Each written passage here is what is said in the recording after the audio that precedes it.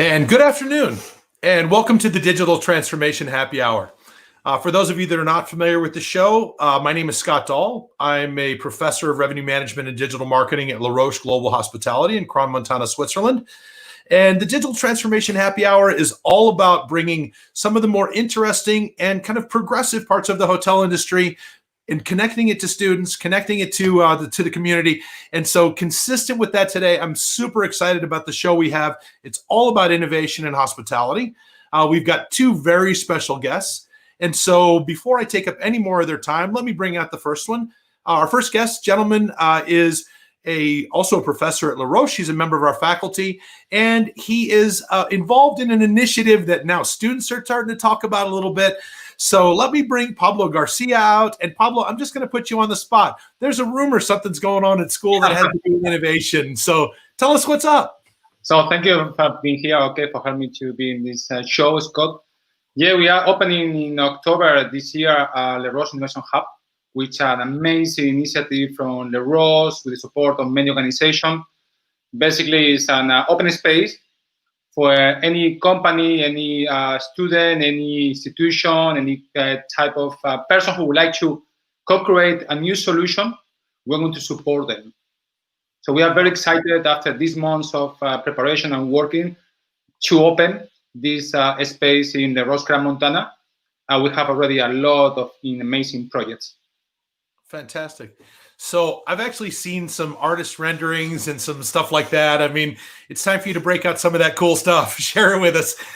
So if you don't mind, I think you've got a little bit of information, and let's get it out there, and then let's talk about it a little bit. Yeah, I can show you a presentation, a very short presentation about the hub, and we can discuss that through the presentation. Excellent. So as I mentioned before, the Les Roches Innovation Hub is an initiative of Les Roches since actually many months ago to co-create the new solutions of the hospitality industry based on demand. So the first one to do is to show our teaser video.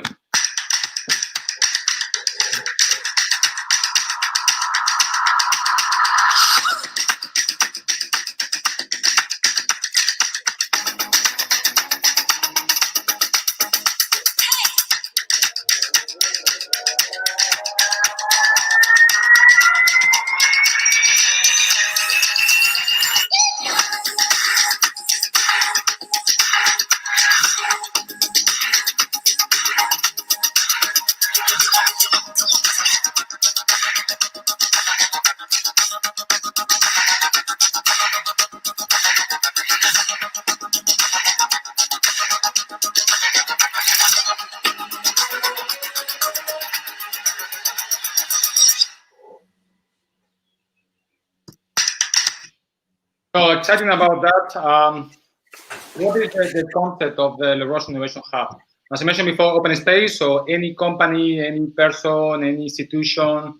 We have already a very nice ecosystem with more than 25 companies that they are involved in different services.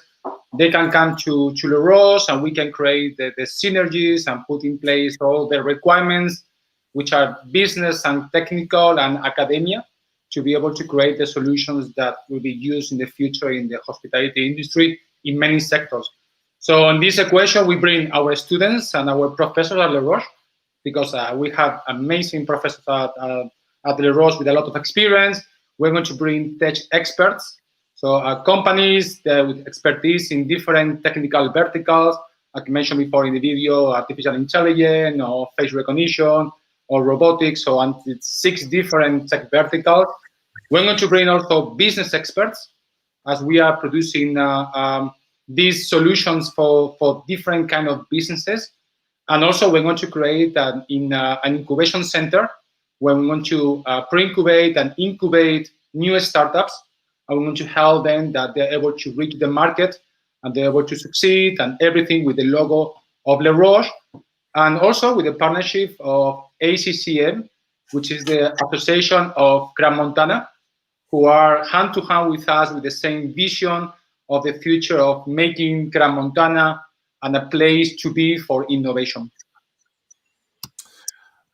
I'm super excited about this. It's interesting in as you know, and a lot of people probably watching now. I come from the business. I've only been a teacher for about 4 years, and it's amazing the number of times that we have resources that are useful in those stages for companies, whether it's our higher level students that are doing capstone projects that can be temporary workforces for those kind of companies that don't have resources, or sometimes whether it's actually more formalized access to different professors with different expertise and those kind of things. I think it's just really, really cool to have a more formal structure to put all that stuff together instead of really trying to work ourselves through it each time we do it. It doesn't have to be an a la carte thing anymore now. So that's really exciting.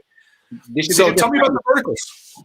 The verticals, of course, Les Roches is extremely well known and in the planet about our expertise in hospitality and tourism in general.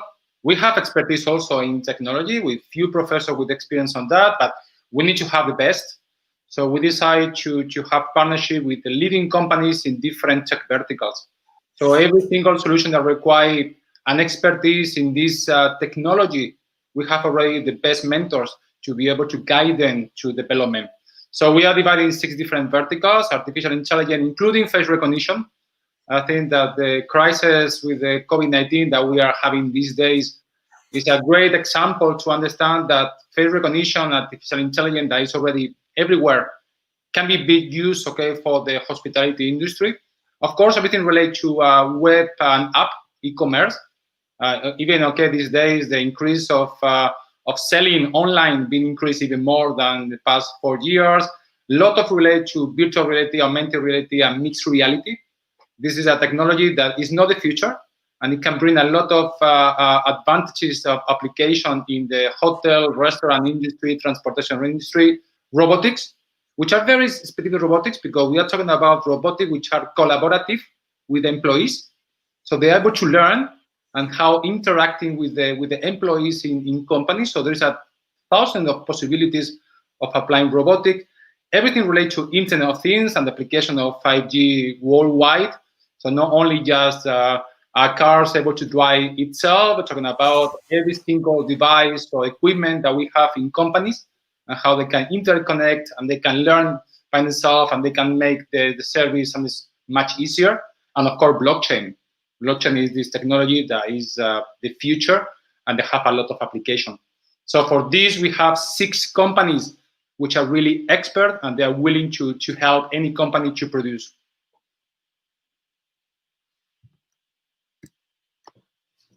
And after that, we're talking about the business industry.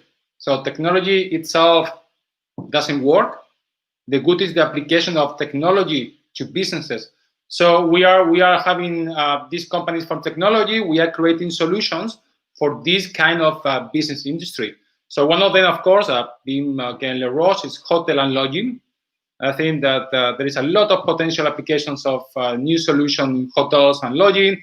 We are talking about food and beverage, another strong sector in the hospitality industry, wine sector, another sector that is growing more and more in terms of technology, and there is a lot of opportunities to co-create mobility, especially related to electrical mobility by anything that is transporting customers in the tourism industry, and another important business industry which is transaction online. So we align all our new solutions into these business verticals that we are deploying there after testing.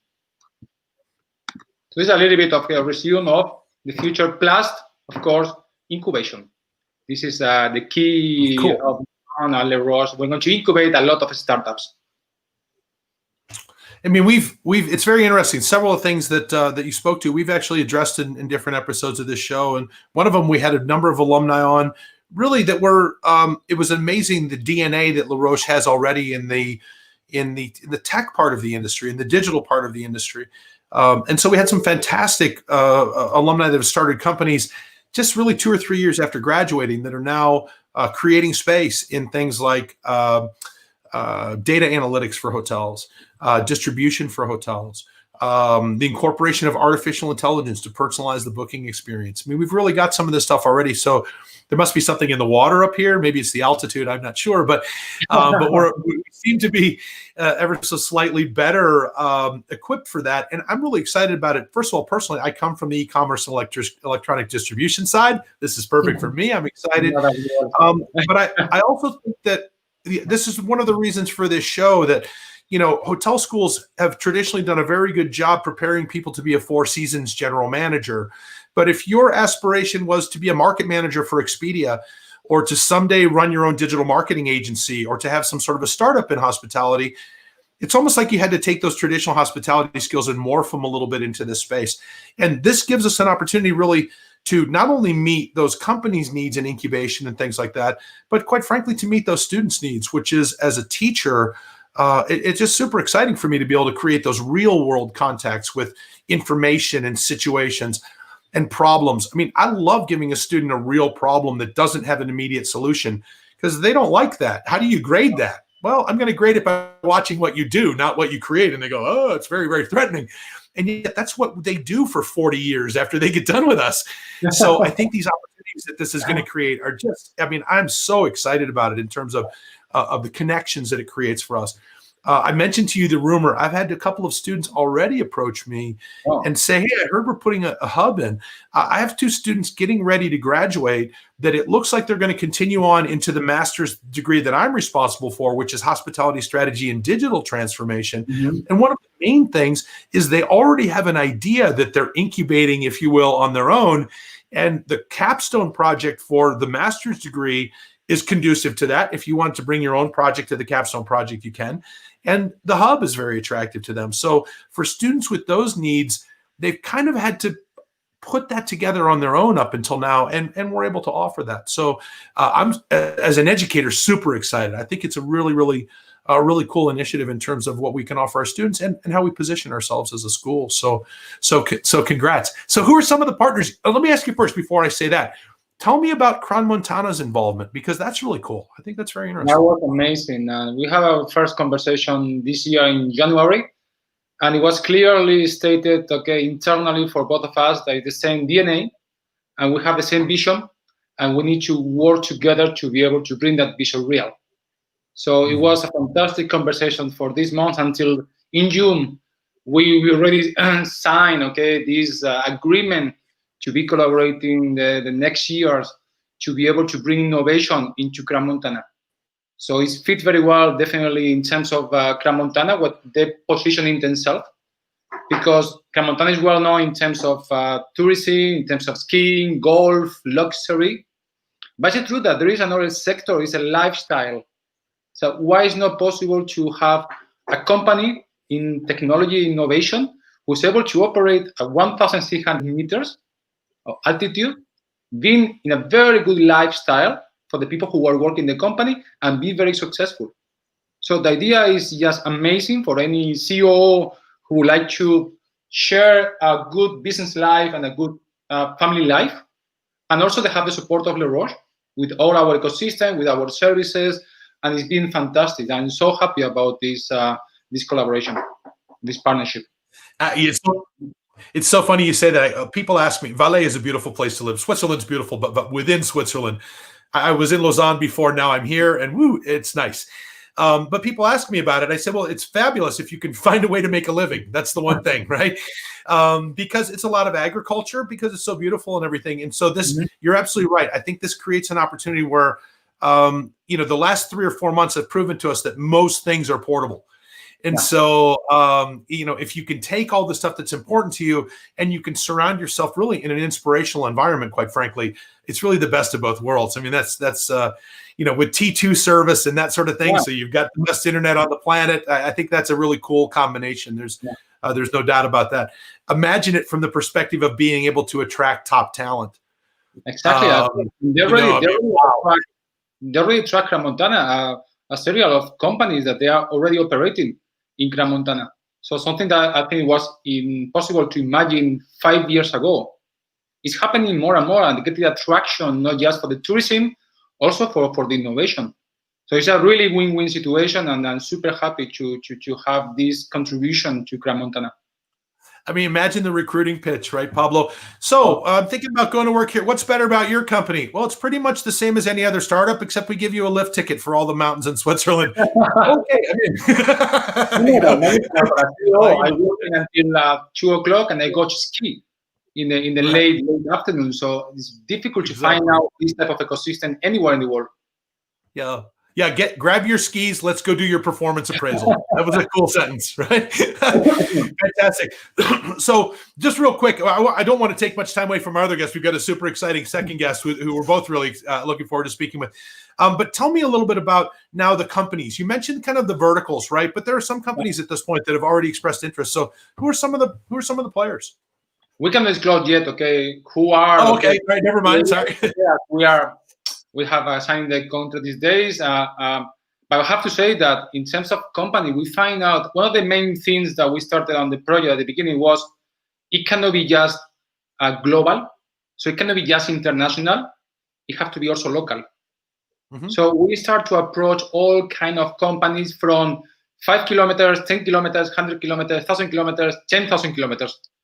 And it can be a very small company to a very large corporation. It can be public and can be private.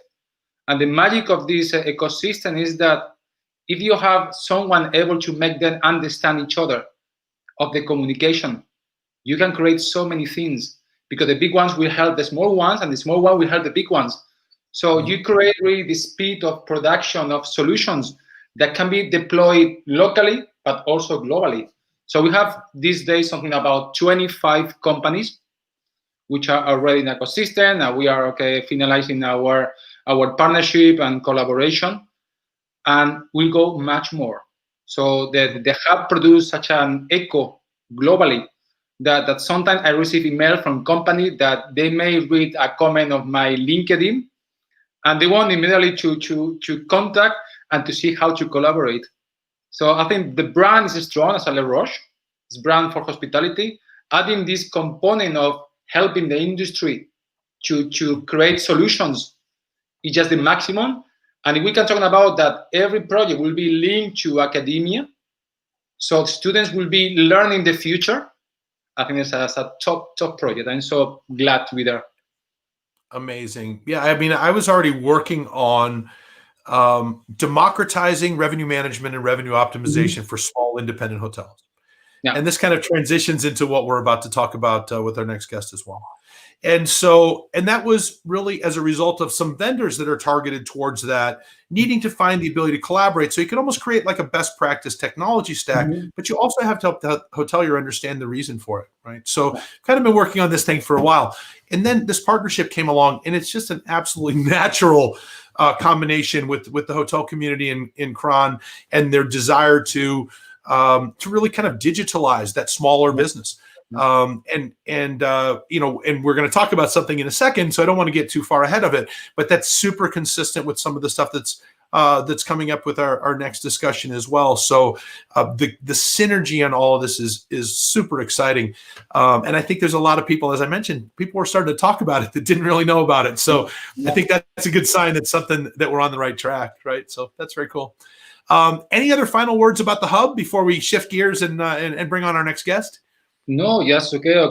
Keep tuning, because we'll come a lot of information about the Innovation Hub at Les Roches in the next weeks with a lot of communication. Please, if you have an idea, this is the most important. If you have an idea that believe it can solve a problem, it's very possible not your own problem. Will be many people's problems. So we're going to listen all this problematic. We're going to find out the best energy, and we're going to build together. And if there's a company I would like to participate to also contribute or collaborate with other companies, super happy to do that. So we are an open space. It's not just for the Roche campus. We are global with many people. Yeah, I think that's. I mean, you make a great point. I think that there's also the one of the things with digital transformation that I seem to spend a lot of time talking about with people is that there's a lot of great technology out there, but in some cases, the technology is coming to our industry with their technology, not us going to technology providers with our problems. And so what we end up with is technology solutions that are 90% right, but have a flaw because they weren't developed by someone that understands our industry. And our industry is a little funky in some places, right? So, and I think this is a really, really amazing opportunity for those kind of companies that are developing these kind of products to get contact very early on so that they don't end up with a foundational flaw in what they're putting together, that they, from the beginning, they have a collaboration. And you have that true synergy of the problem and the problem solver, as opposed to someone looking.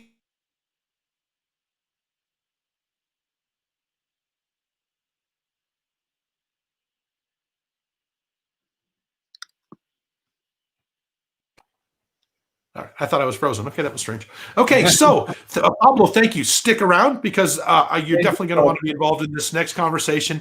But I'm super excited to have our next guest on as well. She comes to us from Spain. She comes to us from Madrid today. But Natalia Bayona is in charge of really innovation at the UN World Travel Organization. And so I'm really just going to let you, if you don't mind, Natalia, kind of just tell us, what does that mean? I'm excited to find out. Yeah. Scott, thank you once again, and thank you to Les Roches and to Sommet Education for this invitation today. Basically, I have a very exciting job. Working on innovation, digital transformation, and investments is basically what we need if we want a more sustainable tourism. So what do we do inside the UNWTO? Regarding innovation, our focus is, of course, to help our member states. We work with more than 160 countries to help them to empower their own innovation ecosystems, to join the key actors of innovation, startups, investors, corporates, the academia, institutions, national governments, and of course, accelerators, etc. How do we do this? Basically, we have 4 programs where we work with the member states. The first one are the startup competitions. The second one are the specific challenges. So that's why we decided to partner with the best of the best regarding hospitality, in this case, to mind some solutions regarding the hospitality challenges that we are facing today, thanks to the pandemic. We develop as well different innovation forums. So we develop the tourism tech adventures all around the world. We have built 12 only in 16 months. So you can see how we love to work in digitalization and innovation. And last but not least, of course, we have a very strong innovation network. And our aim is to open doors between all the actors of the ecosystem to build business opportunities for everyone. So thanks to everything that we have done during these 2 years and a half, we have to say that we have helped entrepreneurs to grow. We have helped entrepreneurs to raise 52 million euros only in funding their projects. And that's why we love what we are really committed. And in my case, I really believe that innovation and sustainability have to be our new normal, have to be part of everything that we do, because it's the only way we can recover tourism for the mid-future. And of course, digital transformation is really important. So we develop different type of platforms in order to accelerate digital skills in tourism. And last but not least, regarding investments, we offer a very strong investment network between multilaterals, private equity funds, corporate ventures, and venture capitals in order to empower youth, empower innovation, and of course, empower high-level impact projects for a more sustainable tourism. Wow. First of all, I heard 52 million. That was amazing. But no, I think it sounds super cool. So we're going to talk a little bit about, if you don't mind, tell us a little bit about the challenge that's going on now. And then I'd like to, it sounds like it's not the first one. So I'd love to know a little bit about the outcome of some of them. Let's roll the calendar into the future and see what we might be able to expect from it. But tell us about the challenge. Yes, of course. So why it's important to talk about a hospitality challenge today? As you know, better than me, tourism has been facing the worst moment of its history. When we see the data of international tourism, we can say that only in 1950, there was a strong crisis like this one. So after everything that we have seen, it's very important, first of all, to recover trust and confidence between the travelers and the destinations to travel again. But we need to do it with responsibility. And of course, we need to empower hospitality again. It's very important to work with the private sector in this moment, because it doesn't matter if you are a big hotel chain or a small boutique hotel, you need help, because of course this is the time where our world has become 100% digital. So it's really important to empower different type of solutions that can bring us different type of methodologies to recover the hospitality sector again. So I give you some facts and figures. Basically, first of all, this is the first time in the world that 100% of the countries blocked tourism because the countries closed borders. And as of today, only 50% of the world is open again, but is open with conditions. So we cannot say that we are really open. Second of all, of course, there is a multi-millionaire loss regarding this, because of course hotels were closed. We are in Spain or in another country in Europe or in any place in Asia where you are not locked down anymore. It doesn't mean that you can go to do tourism, because of course international tourist is closed. Right. So most of the hotels have decided to close. So that's why we decided to partner with Sommet Education, because of course we love to work with the top partners, and our partner in crime today, I can say that is one of the strongest partner regarding hospitality. So we decided to create a challenge to bring and to invite all the innovators, startups, disruptors, entrepreneurs from all around the world that are working or that have existing solutions to recover hospitality in 4 categories. So basically, the first category is luxury, travel, and goods, because of course we need to rethink luxury and the way we were traveling before. Second of all, food and beverage, as you know, that's crucial, because of course we cannot. Other than delivery, I think it's all changed. So I think if anyone wants to put in the chat that they're really excited about going eating in a buffet with a lot of children, I'd love to see that message on the chat right now. 6 months ago, kids at the buffet, no big deal. Now kids at the buffet, I'm out. I'm done. Yeah. It's a completely different thing. Yeah, you're absolutely right. Totally agree.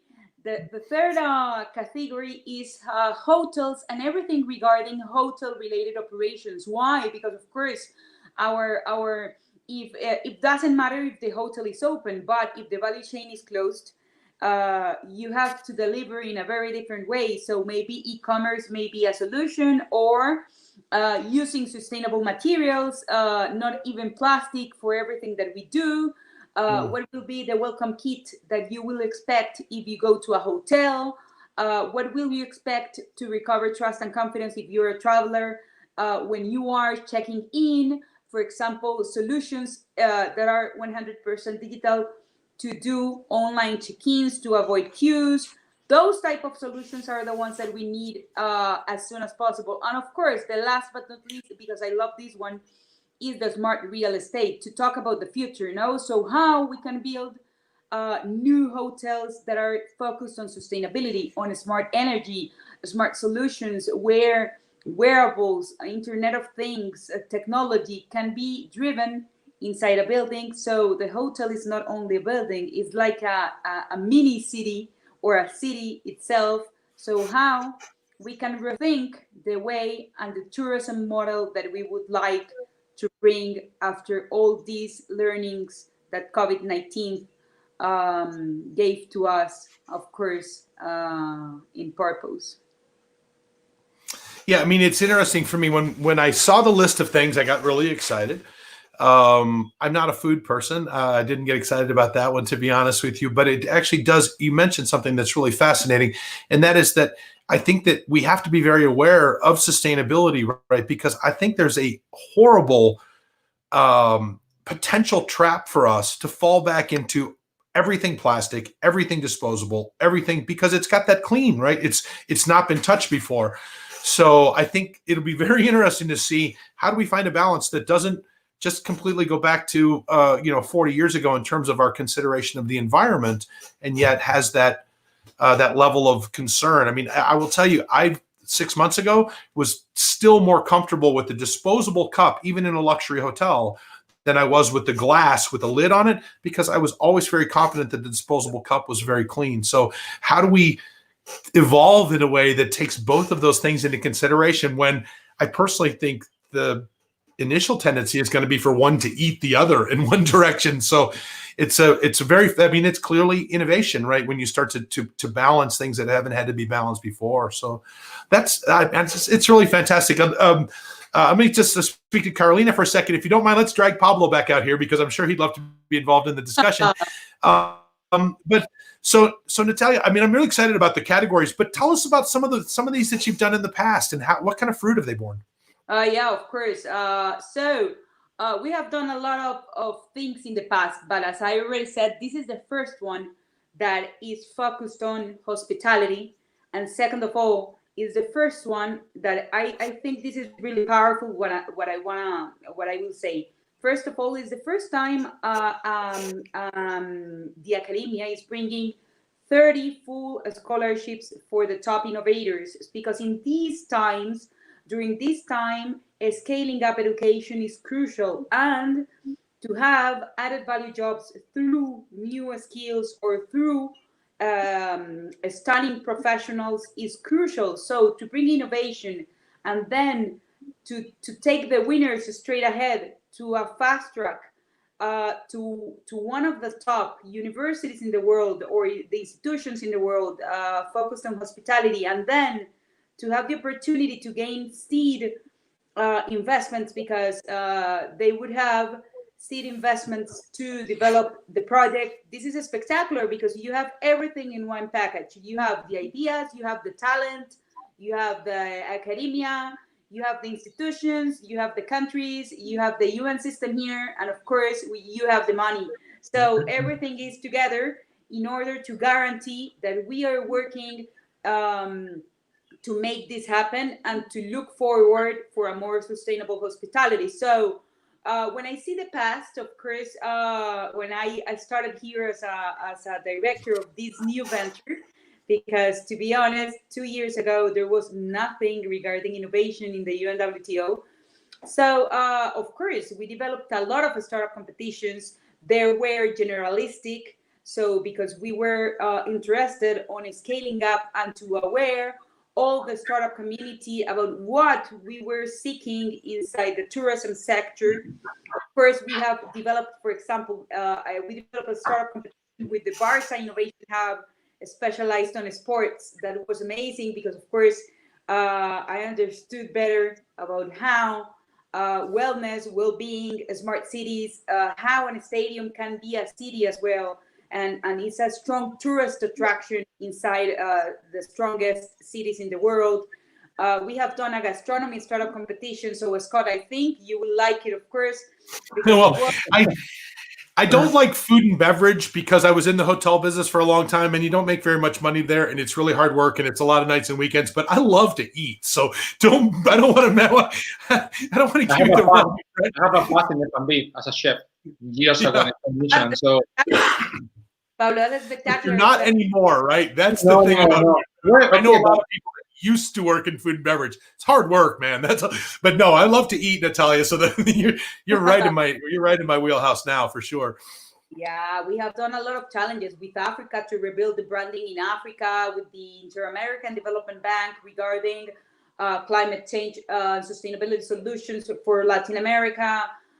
We have done a lot of things, and I can say that the most powerful thing about applying to this kind of challenges is becoming or being part of the strongest, I think, innovation network in the world, specialized in tourism, because we work with more than 200 investors, with more than 200 academic institutions. We work with 2,000 corporates that are interested on tourism. So of course, the tourism traditional companies, but of course we work with non-traditional companies, for example, as Google, MasterCard, that are interested in tourism as well. We work with more than 5,000 startups from more than 150 countries. So this is really a very interesting opportunity for the people that are trying to solve problems, and of course that are interested in using technology as a key driver for bringing sustainable tourism for everybody, and of course to recover tourism that is one of the most hurt economic sectors today. I think that in that case, if I can say something about what you say, Natalia, that is very, very impressive in terms of numbers. So we are starting now the Les Roches Innovation Hub, very successful. We have someday we want to grow up and be like you, is what we're saying. I would like to use that as a mirror for the future. But it's true that in the past months, with my discussion with head of innovation for large companies, okay, large corporations in the hotel industry, etc., I think that it being go through a conversation related to we need to do something, meaning that the industry is really bad, that we have to improve and we need to do business again, but we need to apply new solutions. So they understood, okay, the importance of creating new solutions, who is solving problems, and able to help them to, okay, go back to business as normal. Yeah, I really love the democratization of it, and I love the tone of it. I mean, we've talked about revenue management specifically for 15 or 20 years, but the reality is 85% of hotels still don't even have a revenue management system. Yeah. So our industry is really great at kind of creating haves and have-nots, if you will. And a couple of the categories were very exciting to me about small independent hotels, family-owned businesses, some of those criteria. I just think there's a, first of all, there is a void of leadership there. A brand has a great big infrastructure, can do a lot of research, has those funds, but a small independent hotel cannot. And so I really am very excited about this in terms of stepping up and effectively kind of democratizing some of this innovation instead of it kind of staying in the 15% of the business that sort of has typically benefited the most from it. So that part is just, I think it's super cool. I think even the way it was worded is extremely inviting in terms of bringing forth ideas that are of a different category than ideas even that have been surfaced in the past, which is to me real innovation, which is really, really, really cool. Natalia, tell us about the steps. So someone wants to join the contest. What do they do? That's very easy as everything regarding innovation and entrepreneurship. So you have to go to the website that is lean.sommeteducation.com. You go there. There it is. For those of you that are looking for it, it's on the bottom of the screen. It's clever here, when you use technology, spectacular driver for communicating, no? So then you apply. There will be the guidelines. It's a very easy application because if you already have an existing solution, it would be really easy because it's to talk and to express what you want to solve. And then this is very important. The selection processes is, first of all, solutions from all over the world will be screened, because of course we have to be very rigorous that everyone is developing the application. This is very important. What I want to say, 50% of the applications that we receive are always wrong because they lack or they don't fill good the blanks, or they leave some questions in without answering. So this is very important. So I think, first of all, we need to screen pretty well. Second of all, of course, we have a committee that is integrated by the UNWTO and Sommet Education. We have to do at least 2 or 3 filters before CEO of Sommet Education and Secretary General Pololikashvili looks for the final solutions. And Wait, last but not did you just say the Secretary General of the UN is going to look at the final submissions? yes, of course, as always we do. That's super cool. Oh, we are really committed with the innovation. So of course, Secretary General of the UNWTO has to be aware. And of course, he loves entrepreneurship. He loves innovation. So it's really important to us to have his endorsement on the finalists and on the winners. So basically, we launched this challenge on June. The deadline for application is the 31st of August. And of course, the release of top solutions will be in October. So I would like really to encourage the people that are listening to us to apply, because it's a very nice opportunity. It's a priceless opportunity, and it's a historic opportunity. So if you have any application regarding the matter, it's the opportunity to do it. And I would tell you, quite frankly, and I think Pablo probably can speak. I know I can speak for you in this regard. I would love to get my hands on some people that are some of the winners for a couple years. I think that would that'd be a lot of fun, right? You know, there's for those of us that have worked with startups, sometimes people look at you and go, well, why don't you have a bunch of startups yourself? Some of us do. But the reality is sometimes it's that energy and that enthusiasm, that initial idea that makes it all work.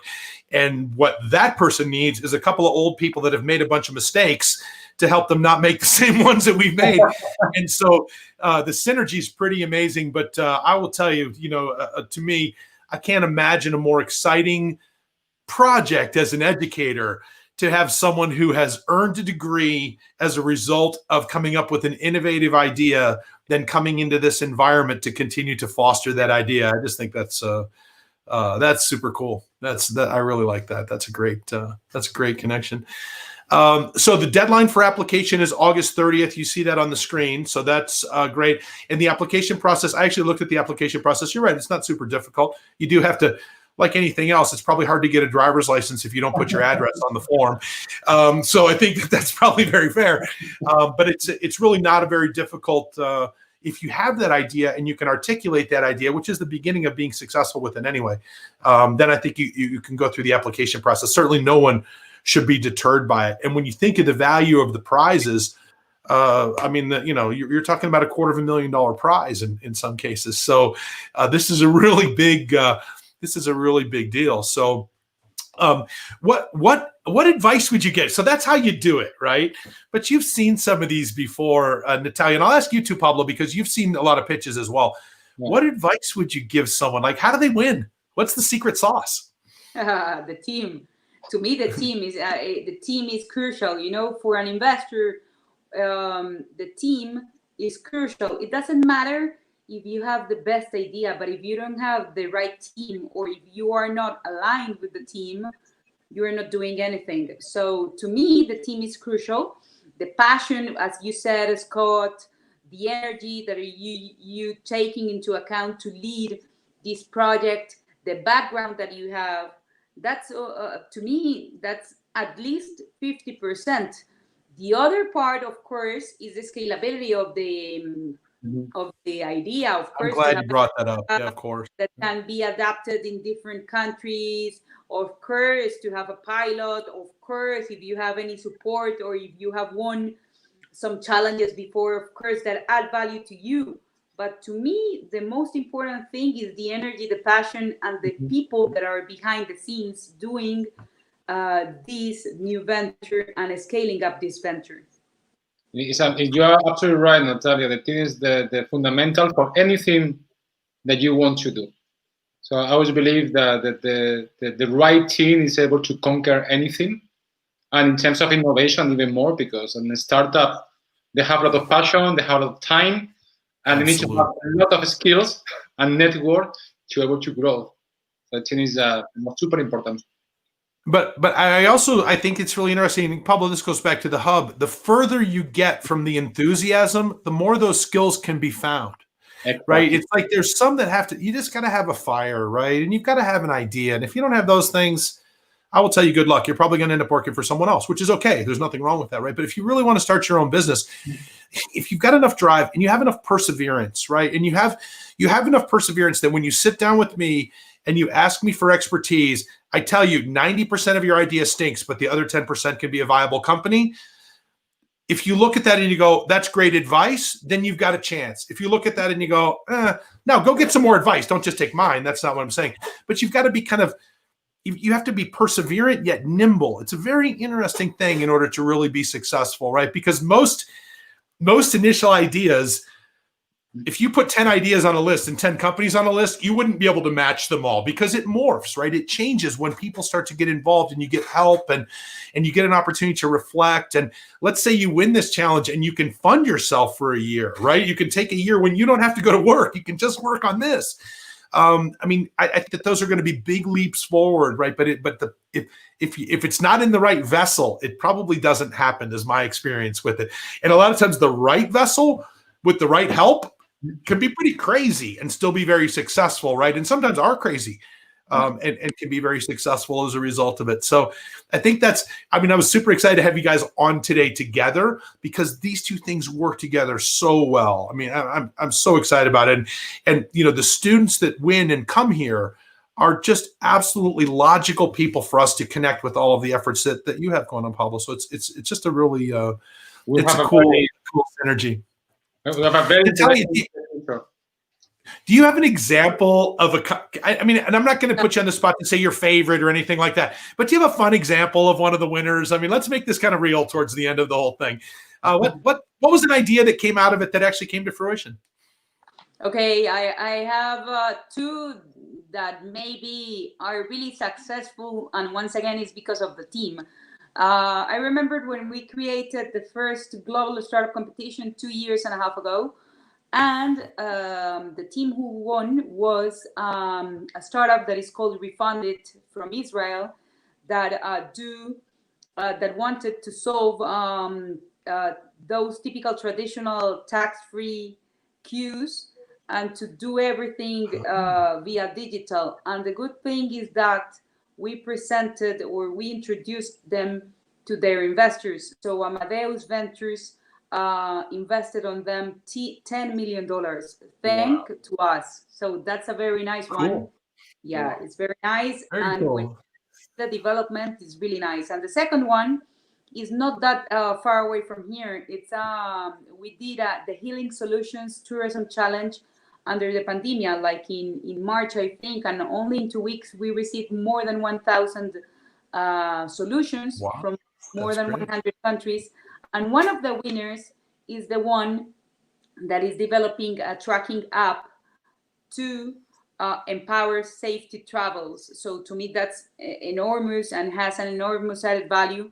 Why? Because of course we need to recover confidence and trust. And the good thing is that thank to our network once again, because we work with the public and the private sector, that application won 2 million euros from the Spanish government. So it's very nice to see that in a very tight space of time, we can help and we can add value to innovators, to young people, and to added value solutions that can change the way we travel. I mean, I love it. And if you think about what's happening about that, there's $12 million of economic impact, not really on tourism as a result of what you're doing, if you think about it. So that's pretty cool. I want to point out something that Natalia said, because I think it's we'll start to wrap up a little bit, but I think it's a super important piece. And that was scalability. And I think that a lot of times when I deal with students, I teach in the entrepreneurial track, Pablo, so do you. So we deal with students that have their own ideas, and that kind of thing, and they work on their ideas. But it's very interesting, the ones that don't necessarily grasp scalability. And the best way really to describe it quickly, in my opinion, is an investor doesn't want to invest in your job, right? Yeah. An investor wants to invest in something that has the ability to become very big. They don't want to invest in restaurants. That's someone's job. They want to invest in the next Uber, right? They want to invest in something that once it gets figured out, to put it in another city is basically taking the box and opening it in the next city. So I think that's the piece with scalability that people really need to understand. And I'm glad to hear that that's a major component of the way things are evaluated, because it's really kind of one of the underlying premises that ultimately leads to startup success, right? Is that eventually that CEO can be spread over so many transactions that they can afford to pay themselves. I think it's an important stage of evolution of a company. So I appreciate your your scalability comment. Is there anything else that you think is a kind of that similar? I think if you leave scalability out, you don't have a chance, right? And you mentioned the team, clearly explaining the team. Any other kind of point that is market size a big thing, or is unrealized opportunity a real big thing? What would be another key focal area? The feasibility, I think, no, because if it's not feasible, I can want to go to Mars, of course, and that's spectacular. To go to Mars is really difficult to make dreams to come true, So I think feasibility is crucial in the way that, of course, you have to be practical on the things that you are trying to promote, no? Because of course there are a lot of things.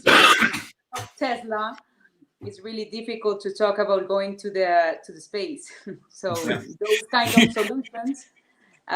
Just so you know, Pablo and I are not laughing at you. We actually have a faculty member that's working on a hotel in space right now. So I love that. I can't wait to tell him that the United Nations doesn't think his project is feasible. It's in fact, it's not exactly that, but that's fantastic though. I think it's feasible. The thing is that, of course, it will take time. So if you're talking about a startup challenge or a startup contest, it's maybe better to be practical, Yeah. The first online. Can I say something? When we say about scalability and all these different factors, this is actually what you are helping startups in incubation. So the typical things that you are on top of them every single day, and make sure that they understand the importance of this concept to make sure that the project can grow. It's not easy as having an idea. I think all we have amazing ideas. It's difficult to put the idea in practice and able to grow the idea. So this is why incubation became a very important role for many of the companies that they are these days successfully leading the industry in technology. Yeah, big time. So guys, we're kind of running up against our time. So this has been, we've gotten here pretty quickly. This has been a really fun session. So Pablo, thank you very much and congratulations. Okay. Natalia, thank you so much for joining us, first of all, and thank you for the challenge. I think the challenge is really, it's a cool opportunity for us in so many different ways. I have a student that approached me and asked me for some help, so I'll be teaming with the student to submit a submission. I'm very excited about that. And I challenge all of my faculty to it. Let's keep the money in the family. But thank you so much. It's a really cool initiative, and it's kind of a positive thing in a time period when we don't have a ton of positive stuff to talk about. So that makes it all the more special for us. So with that, I'm going to sign off today. Thank you so much. We had a great viewership, some great questions. There was one question about balancing automation and people, because we're a people industry. Mm-hmm. And I think I think you're going to find that is going to be an incredible topic right now, because lack of contact, or the desire to not have contact, is literally going to cause people, in my opinion, to accept automation that they've not been willing to accept up until now. So you may find more people embracing automated check-in. I personally hated the idea, but I will tell you now, it doesn't sound so bad. And I think there's probably a lot of people in that regard. And you mentioned it from us being a people industry. I also think there's an ethical piece that companies that are automating jobs out of the world, we really need to kind of consider, what does that mean to us as a society, really? And so if you think about it, if you were to automate a function, some of the functions in the hotels, quite frankly, are big employers of not super highly skilled labor. I think we have an ethical consideration of what's going to happen with that. What's going to be the impact on society of those things, not just how many more robots can we sell. I think we have to think about it in a little bit bigger picture as well. So that's kind of the balance of automation and people's kind of double, really, in my opinion. I think that you're going to find the industry implements more technology because people are more accepting. And I think you're going to find that we are a large employer, as is evidenced by some of the unemployment right now that's being experienced around the world because our industry's kind of closed down. I think there's a consideration with that too, that ultimately is going to work itself into the ethical conversation about all of this stuff. So that'll be very interesting when we get to that point. So, but anyway, guys, thanks a ton. Fantastic show. I hope folks that were watching enjoyed it. We got a lot of great comments, a lot of thumbs up and hearts and things like that. So thank you. And we'll be back in 2 weeks. Our next show in 2 weeks, actually, very interestingly, is all about the ethical implications of technology implementation. So I have a great guest on. As a matter of fact, someone that you're speaking with, Pablo, Gabor Imre from Face to Face, is going to be on, and also Kelly McGuire, who many of the folks that are watching know her. Kelly's a thought leader in hospitality, and good friend, and also very interesting when she talks about kind of the future evolution of hospitality tech and stuff. So join us 2 weeks from now for another show. And I want to thank again my guests, Natalia and Pablo, and thank the folks that showed up, and thank you, Carolina, in the background for once again keeping the people on the screen that we want and all that stuff. So, and we're going to sign off. So have a great day, everybody. Bye-bye. Thank you, everyone. Thank you. Have a nice time. Care. Thank you. Bye.